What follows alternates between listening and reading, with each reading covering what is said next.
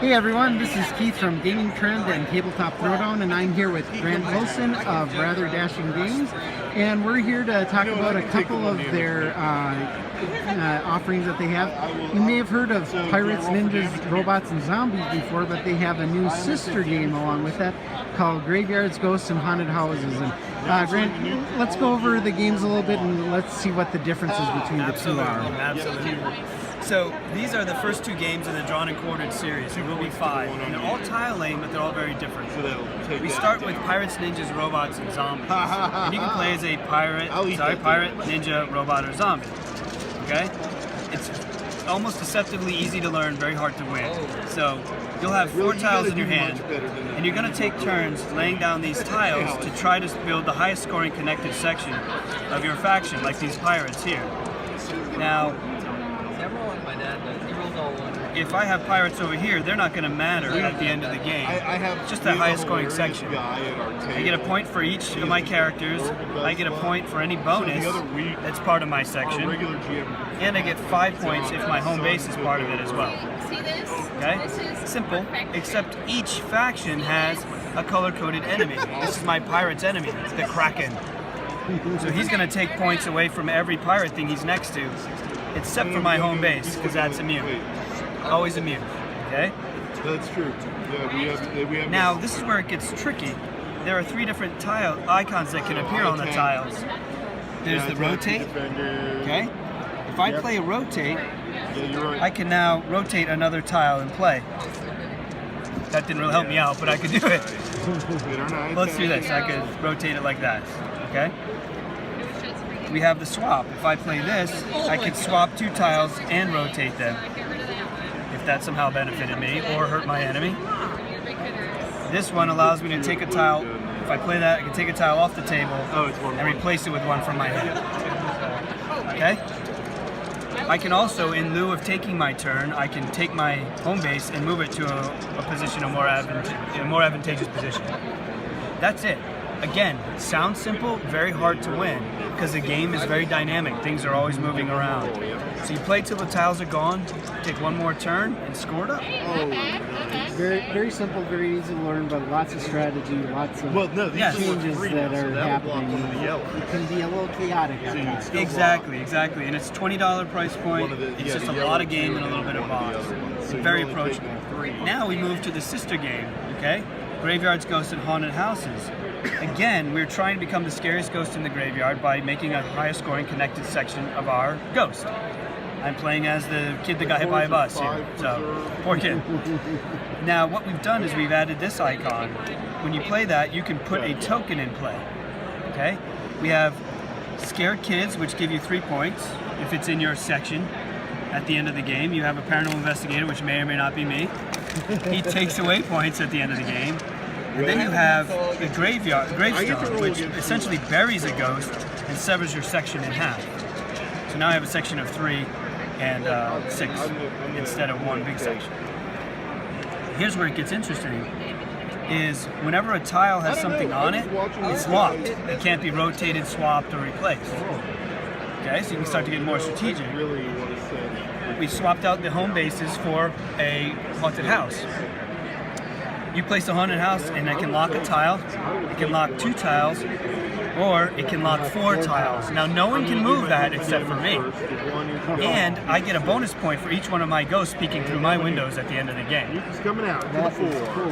Now what happens is if you take that whole second layer off, you have an even simpler version of Pirates, Ninjas, Robots, and Zombies because there's no bonuses or enemies on there.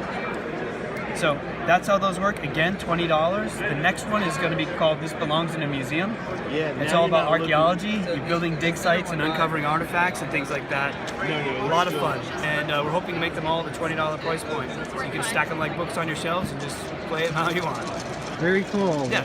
Yeah, and it looks great. Thank you. I did all the art. Well, and the gameplay looks like a lot of fun, a lot of strategy, but very simple to play and learn. Yes, exactly. That's what we're going for. And we are back with Grant, and he's going to show us We Come in Peace. Which is clearly not about coming in peace. No. So They're liars. We Come in Peace is about 15-20 minute game, 2 to 6 players, and it's played in 3 rounds of exponential chaos, which is what we say. So it's very simple in theory, but when you play it, it gets really fun. So what you have is you have your planet, and on your planet you will have 12 cities in your core. Each city is worth 2 points at the end of the game. Your core is worth 5 if it's still there. But anything red is worth 1 point, including yourself should you get hurt. Okay? Crater is worth nothing. So you're just protecting your planet, which is not going to happen. You're going to get attacked. The player to your right will roll 3 invasion dice. We have 3 dice. There's yellow, red, and blue. And they have anywhere from 0 to 3 flying saucers on them. So they'll roll those. Now I have to contend with that attack on my planet. I have 3 invasion dice that I can roll to try to counter that. A blast will counter a UFO of its color. Okay? An interceptor will stop a die no matter what's on it. Okay? We have a rebuild, which will let me rebuild my cities. And my favorite, the missile, which will let me counterattack and shoot missiles at all the other players. That's got to be fun. Now, if you look at this round keeper board, in round 1, the blast, rebuild, and missile icons are all worth 1 point. So my blast can stop 1 UFO. If I had this combination, I'm stopping only 1 of those UFOs in round 1. The other one is still going to get through and attack my planet. Okay? So what I'll do then is I will roll my sector die. And that'll tell me in sector 4 is where I get my attack. So that blue one is going to attack me in sector 4. I'll do it here so you can see it. Sector 4 is now done 1 point of damage. Okay? Simple. But now I have my missile. I'm going to fire the missile, and what I do is I roll my sector die, and my missile is being fired at sector 3 of every other planet in the game. Now everyone else rolls their sector die to try and counter that. If they roll a 3, they block the missile, don't take damage, and they get a free rebuild. Okay? If they don't block it, they take the damage.